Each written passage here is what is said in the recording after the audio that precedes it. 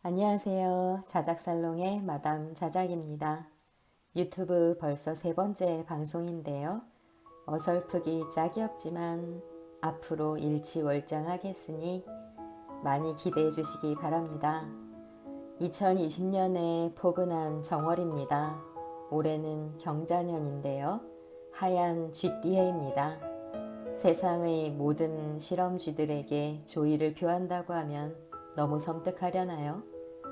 하지만 인간들이 하얀 쥐의 덕을 많이 보았으니 감사의 표시로 지금 사이좋게 두 마리를 그리고 있습니다. 그건 그렇고 생일 지난 토끼띠 18살 젊은이들이 올해 총선에서 소중한 한 표를 행사할 수 있게 되었습니다. 간만에 반가운 정치권 뉴스인데요. 반갑다고만 할 수 없는 게 OECD 국가 중 가장 꼴찌로 이루어진 민주주의이기 때문입니다. 바로 지난 27일 만 19살이던 선거 연령을 18살로 낮추는 선거법 개정안을 통과시켰는데요. 그동안 입대와 혼인, 8급 이하 공무원 응시 연령 등이 모두 18살이었습니다. 이제 드디어 우리나라에서 18살은 법적으로, 사회적으로 사회에 참여할 자격이 생겼습니다. 그 유권자는 대략 53만 2천 명 정도라고 하는데요. 올해 4월 16일 총선에서 성숙하고 책임감을 갖춘 18살 청년들을 한번 믿어봅시다. 오늘은 안톤 체호프의 개를 데리고 다니는 여인 2부를 할 텐데요. 2부의 안나도 자신의 의사를 적극적으로 드러내기 시작했습니다. 마지막 엔딩 부분이 빠져서 들으시다가 에이 신경질 난다 하실 수도 있겠지만 그러신 분들은 팟빵의 자작살롱을 이용하시면 마지막 부분도 들으실 수 있을 겁니다. 드라마도 결정적인 순간에 딱 끝내듯이 감질나게 하려는 것은 아니고요. 아직은 편집 수준이 미비해서 그렇습니다. 본문 영상은 얼마 전 제주에서 찍은 사진과 제가 그린 그림을 붙였습니다. 자, 그럼 시작하겠습니다. 개를 데리고 다니는 여인 제3장. 모스크바의 집은 이미 겨울 채비를 해서 난로를 떼기 시작했다. 그리고 아이들이 학교에 갈 준비를 하고 차를 마시는 아침이면 아직 어두워서 유모가 잠깐 동안 불을 밝혀야 했다. 모스크바에는 이미 얼음이 얼기 시작했다. 첫눈이 내려 썰매를 처음 타던 날에는 하얀 땅과 지붕을 바라보는 일이 즐겁고 숨쉬는 것마저 상쾌하고 달콤하다. 이런 날이면 그는 어린 시절을 떠올린다.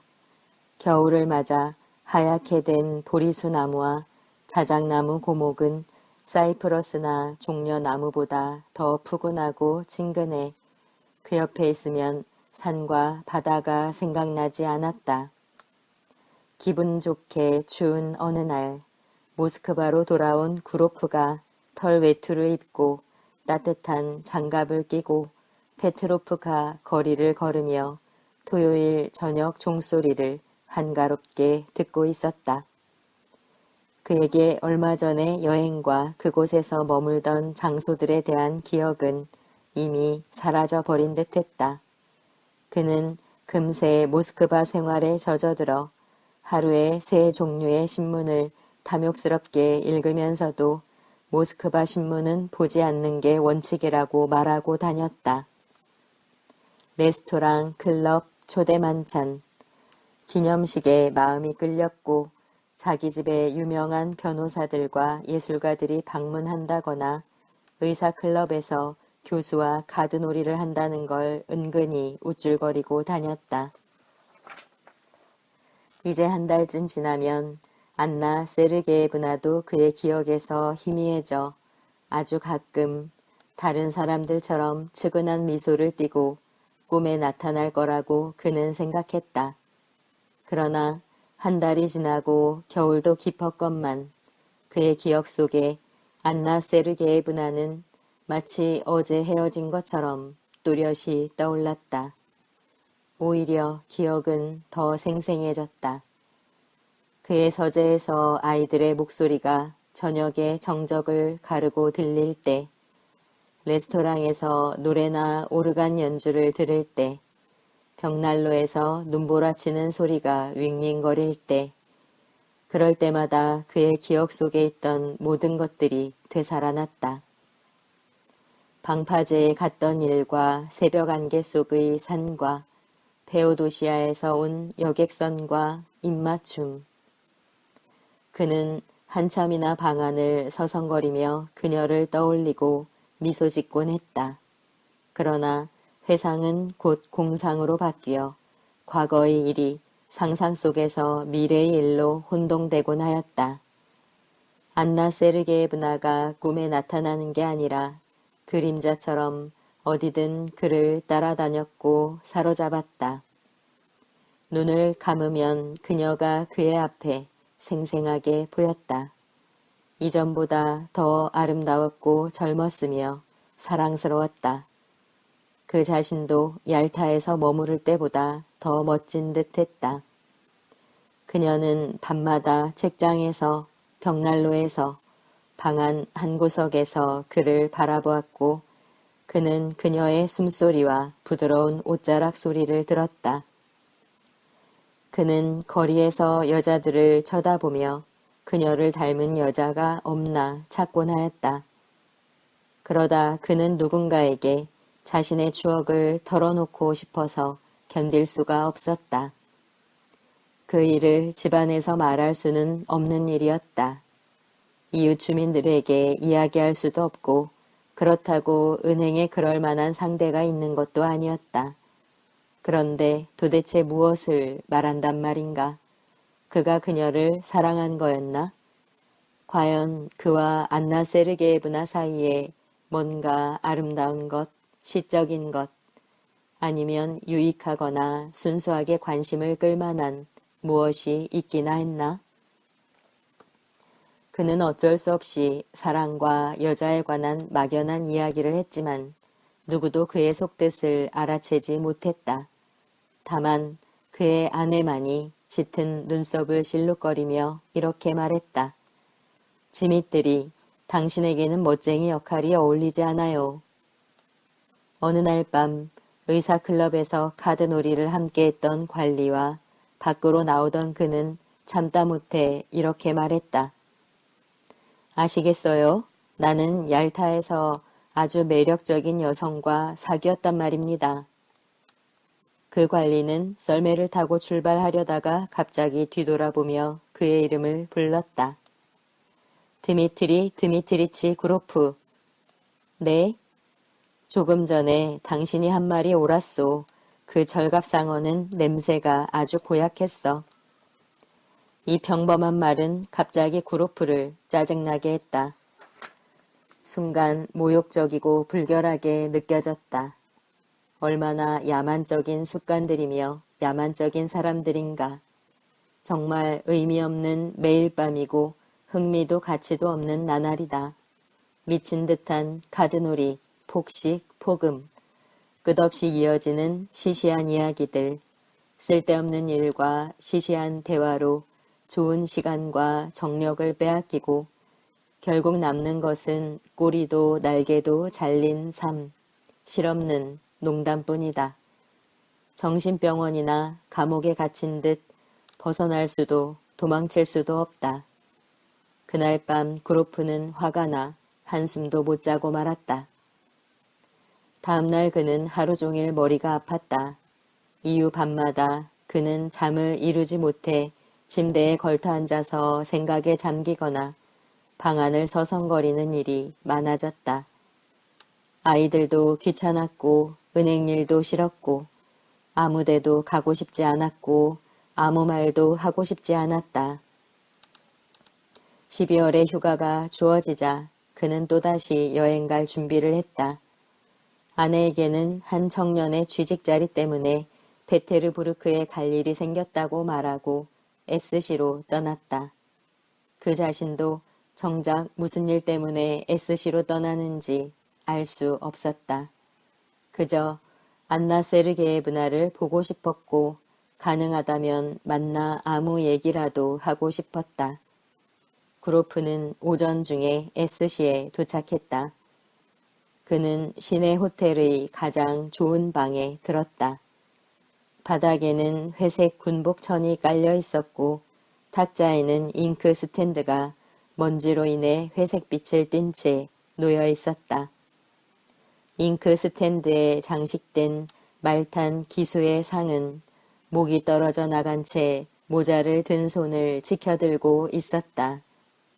호텔 수위가 그에게 정보를 주었다.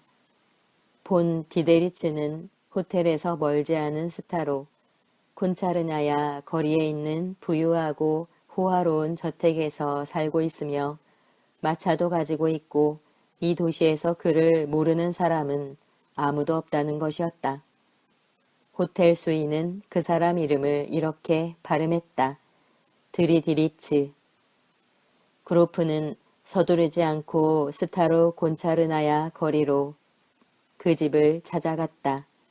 집 바로 앞에는 못질을 한 회색의 긴 울타리가 젖어 있었다. 이런 울타리는 쉽게 넘어갈 수 있겠군. 그는 이렇게 생각하며 울타리와 창문을 번갈아 쳐다보았다. 그러고는 여러 가지 생각을 해보았다. 오늘은 휴일이니까 남편이 아마 집에 있을 거다. 어쨌거나 집으로 들어가 그녀를 당황하게 하는 것은 좋은 방법이 아니다. 메모를 보냈는데 혹시 남편 손에라도 들어가게 되면 모든 것이 다 허사가 된다. 가장 좋은 것은 우연히 만나는 것이다. 그는 울타리 근처에서 서성대며 그녀를 기다렸다. 그러다 거린 한 명이 대문 안으로 들어갔다가 개들이 그에게 덤비는 것을 보았다. 그리고 1시간쯤 뒤에는 피아노 치는 소리가 희미하게 들렸다. 아마도 안나 세르게예브나가 치는 걸 거다. 그러더니 갑자기 현관문이 열리고 한 노파가 나오고 그 뒤를 따라 낯익은 하얀 스피츠가 뛰어나왔다. 그로프는 개를 부르고 싶었지만 갑자기 심장이 뛰고 흥분하여 그만 개의 이름을 잊어버렸다. 계속 서성거리고 있으려니 점차 회색 울타리가 싫어졌다. 그리고 초조해져 어쩌면 안나 세르게예브나가 그를 잊고 다른 사람과 즐겁게 지내고 있으며 이런 기분 나쁜 울타리를 아침부터 밤까지 보고 살 수밖에 없는 젊은 여자라면 당연히 그럴 거라는 생각마저 들었다. 그는 호텔방으로 돌아와 어떻게 해야 할지 몰라 오랫동안 소파에 앉아 있다가 식사를 하고 잠이 들었다. 이런 어리석고 한심한 일이. 잠에서 깨어나 어두워진 창밖을 바라보던 그는 생각했다. 밖은 벌써 저녁이 되었다. 어쩌자고 이렇게 잔 거야. 이 밤중에 뭘 어쩌자는 거야. 병원에서나 볼 수 있는 회색의 싸구려 모포가 덮인 침대에 걸터 앉아 그는 자신에게 짜증을 냈다. 이렇게 해서 개를 데리고 다니는 여인을 만나겠다고? 어떻게 만날 수 있을 거라고. 정말 딱하구나. 그러다 문득 그는 아침에 역에서 본 게이샤 포스터를 떠올렸다. 포스터는 아주 커다랗게 이 지역 첫 공연이라 씌어 있어 그의 눈에 띄었다. 그는 곧장 극장으로 갔다. 그녀가 초연을 보러 올 가능성은 매우 높아. 극장 안은 초10,000원이었다. 지방극장이라면 어디나 그렇듯 샹들리에 위로 연기가 자욱했고 2층 객석은 소란스러웠다. 공연이 시작되기 전 그 지방의 멋쟁이들이 뒷짐을 지고 첫 번째 줄에 서 있었다. 현 지사의 지정 좌석 앞자리에는 지사의 딸이 모피 목도리를 두르고 앉아 있었고 현 지사는 두꺼운 커튼 뒤에 정중하게 앉아 있어 손만 보였다. 막이 흔들리고 오케스트라는 한참이나 조율했다. 관객들이 들어와 자리에 앉는 동안 그로프는 극장 안을 열심히 둘러보았다. 그때 한 여자가 객석에 들어왔다. 안나 세르게예브나였다. 그녀는 세 번째 줄의 좌석에 앉았다. 그녀를 본 순간 그로프의 심장은 터질 듯했다. 그리고 그는 지금 자신에게 그녀보다 이 세상에서 더 가깝고 소중한 사람은 없다는 것을 분명히 깨달았다. 시골의 군중 속에 묻혀있는 이 여인, 평범한 오페라 글라스를 손에 들고 있는 전혀 두드러지지 않는 그녀가 지금 그의 삶을 가득 채우고 있고 그의 슬픔이고 기쁨이며 그 순간 자신이 원하는 유일한 행복이었다. 보잘것없는 오케스트라와 이류 바이올린 주자가 연주하는 소리 속에서 그는 그녀가 얼마나 아름다운가를 생각했다. 안나 세르게예브나와 함께 들어온 젊은 남자가 그녀의 옆에 나란히 앉았다. 짧은 구레나룻을 기르고 매우 키가 크고 등이 굽은 남자였다. 그는 걸을 때마다 절이라도 하는 듯 줄곧 고개를 끄덕였다. 그녀가 얄타에서 흥분하며 노예 같다고 말하던 남편이 틀림없었다. 사실 그 남자의 긴 얼굴, 구레나룻, 조금 벗겨진 이마에 노예 같은 비굴함이 담겨 있어서 그로프는 달콤한 미소를 지었다. 그 남자의 가슴에는 하기 배지 같은 것이 웨이터의 번호표처럼 빛나고 있었다. 첫 번째, 막간 휴식 시간에 그녀의 남편이 담배를 피우러 나가서 그녀는 혼자 앉아 있었다. 그러자 같은 아래층의 자리를 잡았던 그로프는 그녀에게 다가가 힘겹게 미소를 지으며 떨리는 목소리로 말했다. 안녕하셨습니까? 그를 쳐다본 그녀의 얼굴이 창백해졌다. 다시 한번 그녀는 자신의 눈을 못 믿겠다는 듯 두려움에 떨며 그를 쳐다보았다. 그러고는 두 손으로 부채와 오페라 글라스를 꽉 쥐었다. 두 사람 다 말이 없었다. 그녀는 앉아 있었고 그는 서 있었다.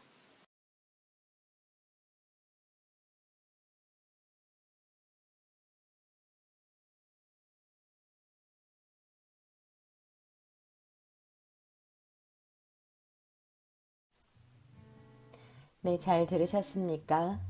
뭐가 진실일지는 모르지만 두 주인공은 껍데기 같은 삶 속에서 편안함을 찾지는 않았습니다. 안톤 체홉은 원래 결혼의 뜻이 없었다고 해요. 잘 나가는 작가인데다가 잘생겨서 여자들이 많이 따랐지만 결혼은 하지 않았죠. 그러다가 모스크바 예술극단의 여배우인 올리가 크니페르를 만나 결혼을 합니다. 그리고 사랑이 깊어지던 그때 이 작품을 쓰게 되죠. 그래서 이 작품에는 크니페르를 만날 당시 체호프가 겪은 심정의 변화와 고민이 고스란히 담겨 있습니다. 또 하나 걔를 데리고 다니는 여인에는 그 사파가 유명한데요. 바로 하비에르 사발라가 그린 사파입니다. 제가 지금 모사하고 있는데요. 오늘은 하비에르 사발라의 말로 끝을 맺도록 하겠습니다. 이 책을 연인들에게 바칩니다. 과거와 현재와 미래를 아울러 이 세상의 모든 연인들에게 19세기에 쓴 책에다 21세기의 사파를 더했습니다. 그림에 등장하는 인물들은 특정한 대상을 염두에 둔 것이 아닙니다. 부디 재미있게 읽으시기를. 저는 다음 회에 황정은의 소설로 좀 더 세련된 편집으로 찾아뵙도록 하겠습니다. 들어주셔서 감사합니다.